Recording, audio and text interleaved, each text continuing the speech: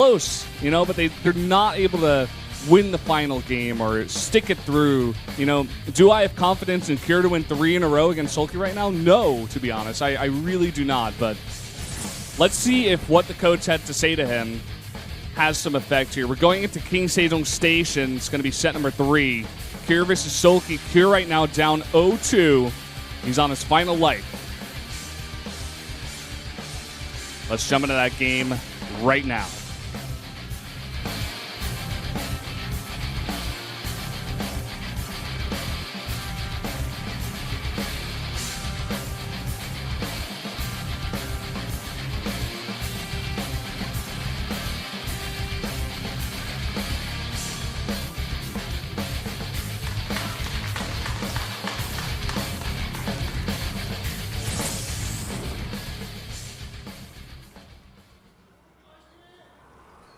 Up here in the top left, in the blue, the Terran player who's down 0-2. He's Cure.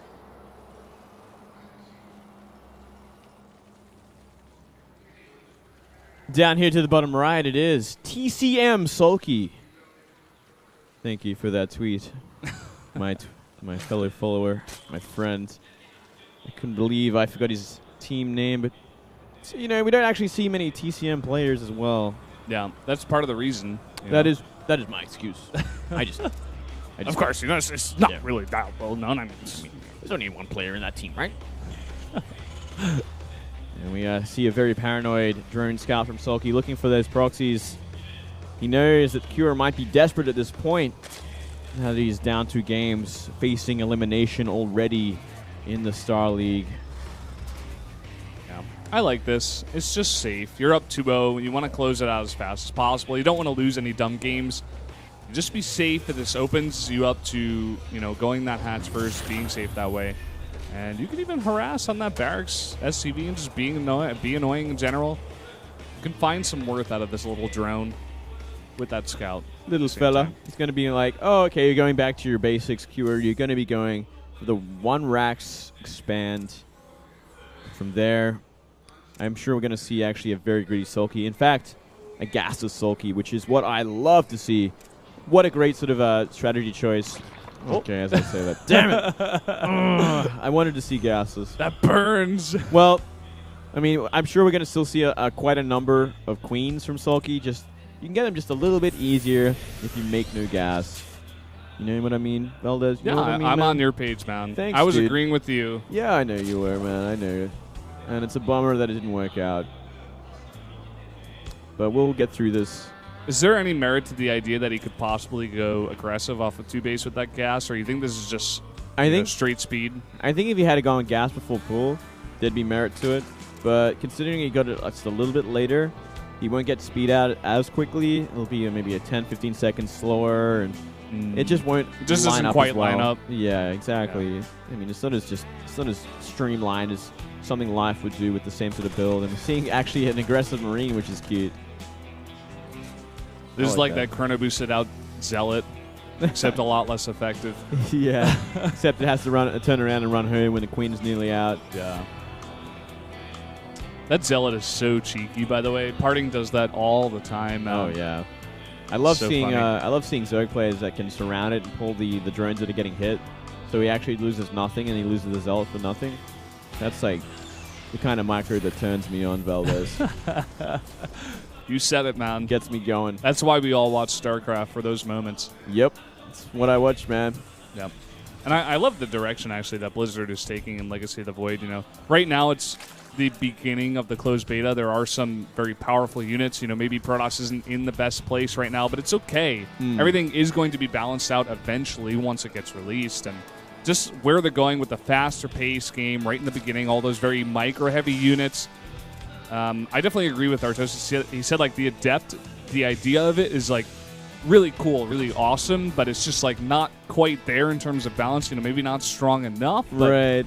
Some people have just said it's basically a Reaper for Protoss, and it kind of becomes useless like a Reaper does. Like, when Speedlings are out, it's just not going to find anything. It doesn't really have any sort of place after the early game, which I can definitely see being true.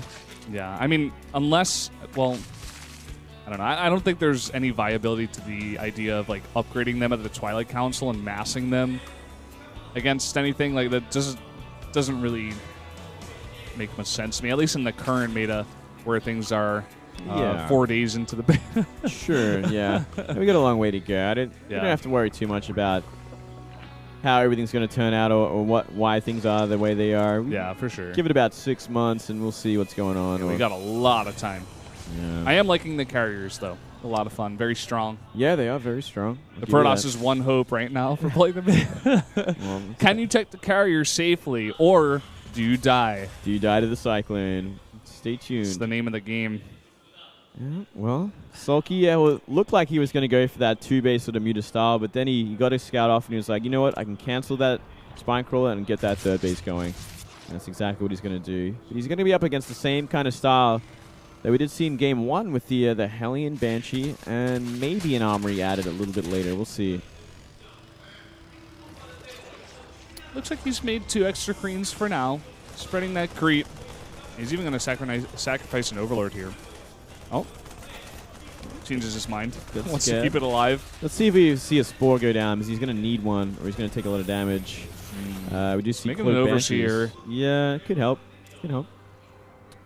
If the queens are in position. And there's the Spore. Okay. There you go. Okay. There you go, mate.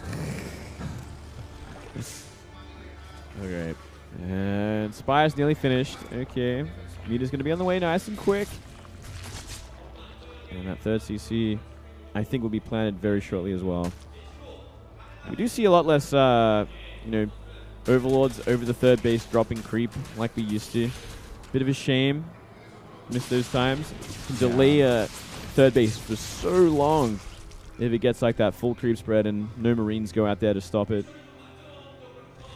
SoulKey being very smart not to move his drones down. Oh, let's see the Hellion Micro here. Ooh, I don't know if it's going to be enough. Wait, hold on. Oh, he's getting a nice position here. Oh, but that one was very, very low. So SoulKey, in fact, is going to be able to clean this up.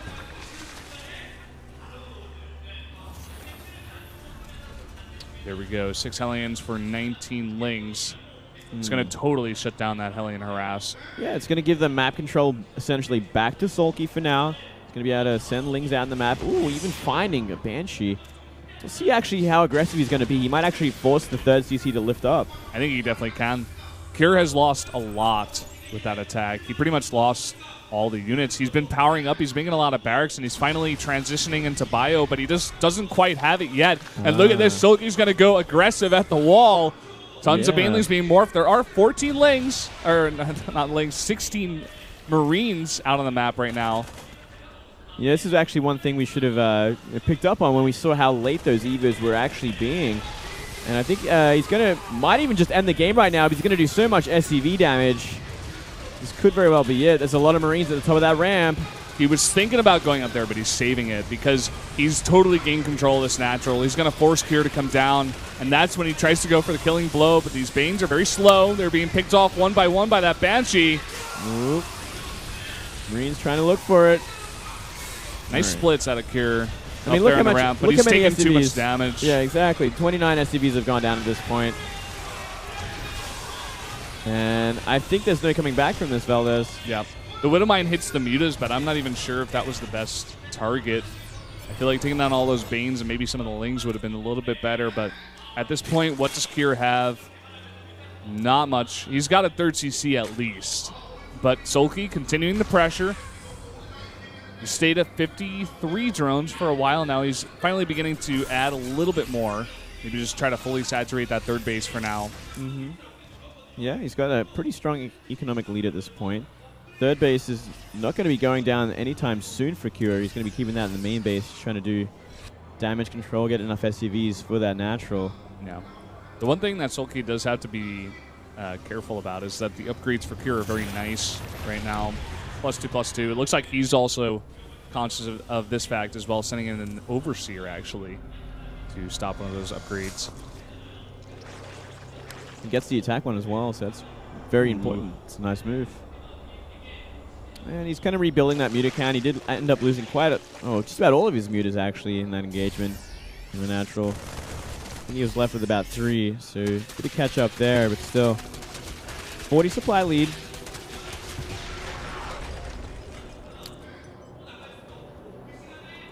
What do you think about the burrow here? He's just going to try to go for Baneling landmines, I guess? Well, I think it might have been just to deny the third base for a while, but the third base ended up going down, so he couldn't burrow the Ling that was sitting there. I think that was my guess for it. We're going to see actually SoulKey try and be aggressive here, but he's going to wait for Banelings, or at least make some Banelings if he wants it to work. All right, we are going to see some Baneling landmines. Might as well. Yeah, you've got the burrow already. Let's see if he tries to bait any of these units in. I feel like Cure right now is going to play very defensive. And we see that SoulKey isn't even going to try to go for the bait right now. I wonder if he's going to go for, this 1-1 timing that he has. He's on equal upgrades for at least a few more, or at least maybe 20 more seconds. The big one is going to be obviously the +2 attack for the Terran. That's not going to be coming out just yet. Still about 50 seconds away. Definitely a window of opportunity here for SoulKey to try and end this game. He's making the Lings for it, but no Banelings on the map just yet. Looks like he's going to draw the army towards that natural and maybe send in a bit of these Lings towards the third, maybe even morph those into Banelings. That's a bit of a dark move there, actually. Guy who always loves to do that. Oh, 2 Widow Mines out of position. He's able to get 1. Again, he's just drawing that army way, way back, and here come the Lings. Nice counterattack. There's going to be no surface area for these SCVs to repair that. Going to go down nice and quick, but reinforcements are coming up from the natural. Forces a pull at least. Nice little drop over here, but SoulKey is more than prepared. Going to totally shut it down. SoulKey just in a great position right now. Great position and just being, essentially just defensive, securing that 4th base, trying to shut down anything that comes onto the map. Another drop heading looks like to the 3rd base with 4 Widow Mines actually. A pretty dangerous drop there. I'm looking at. I wasn't keeping track of the upgrades for the drilling claws, and I don't think it's been upgraded just yet. Might have been. I didn't see it. We'll find out in just a second when this drop comes in. Yeah. Looks like SoulKey may just go for a gigantic attack right now. Let's see if he's looking here. So Widow Mine's coming in. All right, no drilling claws, unfortunately. So, oh my goodness. All right, still gets enough drones to make it worth it. He tried to bait out the Widow Mine hit with a Spore Crawler. Oh, and he pulls everything back. Yeah, it's going to buy him a lot of time to get back into this game. Oh, very smartly uses those larvae before they get blown up. It's actually a move that you don't want to miss. SoulKey is like right on top of his game, man. Some pretty incredible play we're seeing out of the Zerg today. He's just waiting for 2-2 before he decides to commit any further, I think, which is pretty smart because he knows how far behind his upgrades were. But still, Cure has certainly caught up at this point. He's almost maxed out to the maxed out SoulKey. His economy is booming. His production is at full force. 3-3 on the way, drilling claws on the way. Decent sort of composition going on. There are no Thors just yet. The 3-3 was a little bit late. Uh-oh. Ooh. Uh-oh. Oh! What a gigantic hit. And it takes Cure totally off guard. That was one of the bigger hits we've seen from Baneling landmines. And I think the Widow everything Mine just hits are not good. Yeah, not good enough. We could just see the game end, essentially.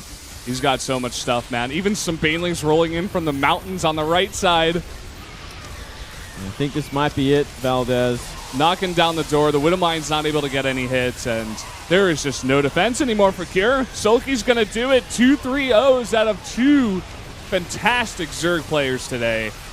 Really got to hand it to these guys. Yeah, and still 1 to go as well with Dark versus Trap after this. GG. Really solid ZVT. Oh, boy. SoulKey really impressing me today. Loving this guy's play. But at the same time, Cure, I feel like he wasn't 100% on top of his game. I feel like maybe he was playing at like 80%. Yeah, I feel you there. He was certainly not on top of it like he was in Pro League matches we've seen in recent times. Yeah. Looking a bit deflated there. Definitely, man. Deflated balloon. Essentially, yeah. He's one big balloon. Looks depressed, man. He's just... Yeah, depressed and tired. We've seen a lot of sad players on Jino. You notice that? What's going on? Yeah, I don't know what's happening, man. Kind of weird. Mars managed to dodge it, at least in terms of his play for now. Well, you just didn't know what he's thinking, man. He's always gonna. Him and SOS. SOS is just like always happy. Yeah. Outside of that.